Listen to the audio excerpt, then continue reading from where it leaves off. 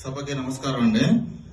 నేను విజన్ 47 నుంచి మేము ఫస్ట్ నుంచి చెప్తానే ఉన్నాము. ఇంతకుముందు విజన్ 20 అయిపోయింది. 17 లక్షలు ఉమ్మడి ఆంధ్రప్రదేశ్ 17 లక్షల కోట్లు ఒక దాని కాన్సిక్వెన్సెస్ ఏదో చూశారు ఇక్కడ.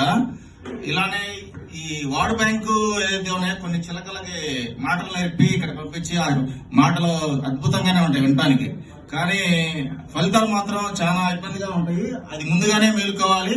లక్ష్మణ్ గారు చెప్పినట్టు అవన్నీ ఓన్లీ ఏదో చెప్పుకుంటా పోతే రాదు, అధికారం ద్వారా రాజ్యాధికారం ద్వారానే సాధించగలుగుతాం అనేది మాకు కూడా బలంగా ఉంది. మేము అదే చెప్తాము. ఇక్కడ ఎట్లా ఉందంటే ఎవరు మనకంటే ఎక్కువ దేంట్లో కూడా ఫైనాన్షియల్ గానీ ఇంకో కానీ స్ట్రాంగ్ లేదు. ఈ ప్రశ్నించడానికి వచ్చిన పవర్ షేరింగ్ కాడికి వెళ్ళిన వాళ్ళు కూడా ఏమి బలవంతులు కాదనేది మా అభిప్రాయం. ఎలా అంటే దాన్ని కూడా మేము చెప్తాము, అన్ని ఫైనాన్షియల్ గా కాకుండా జనంలో బాగా విపరీతంగా ఉంది కాబట్టి ప్రతిదీ మనం తక్కువ చేసుకోవద్దు అనేది మేము చెప్తాము. ముందర జనం రాజ్యాధికారం ఎంతో దూరం లేదని మా అభిప్రాయం కూడా ఉంది బలంగా.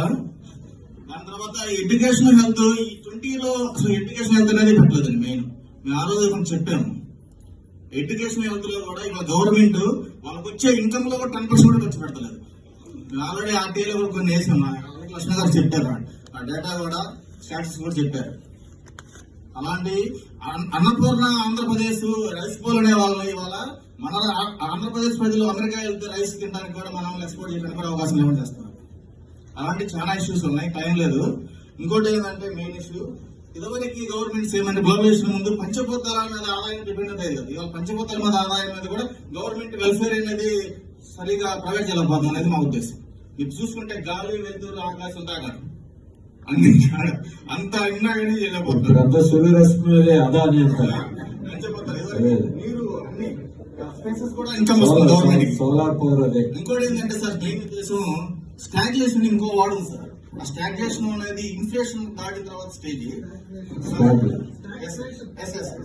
అది ఎట్లా ఉంటుందంటే మీ భాషలో అర్థమయ్యేది చెప్పాలంటే అది చాలా పర్సెంటేజ్ కాబట్టి అగ్గిపెట్ట రేట్ అయితే పెరగదు కానీ అగ్గిపెట్ట రేట్ అయితే పెరగదు కానీ దాంట్లో పొలం తగ్గుతుంది అన్నట్టు అట్లా మార్కెటింగ్ పెంచాలి కదా వాళ్ళకి.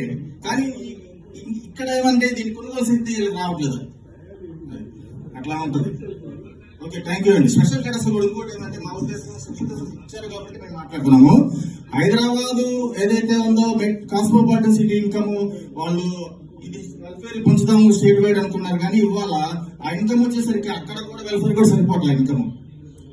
అది ఎట్లా మనకి కావాల్సిన జిఎస్టీ వల్ల మెయిన్ ఆ జిఎస్టీ ఇన్కమ్ ఎక్కువ స్టేట్స్ ఇన్కమ్ కూడా తగ్గిపోయి సెంట్రల్ వెళ్ళిపోతుంది. మీరు చూస్తూనే ఉన్నారు. లోకల్ బాడీస్ కి అదే కేరళలో చూసాము. కేరళలో లోకల్ బాడీస్ అలిగేషన్ కూడా చాలా ఎక్కువగా ఉంది. ఇక్కడ ఈ గవర్నమెంట్ లోకల్ బాడీస్ నిర్వీర్యం చేశారు. ఓకే, థ్యాంక్ యూ అండి. ఓకే, ఆజాద్ గారు మాట్లాడుతున్నారు.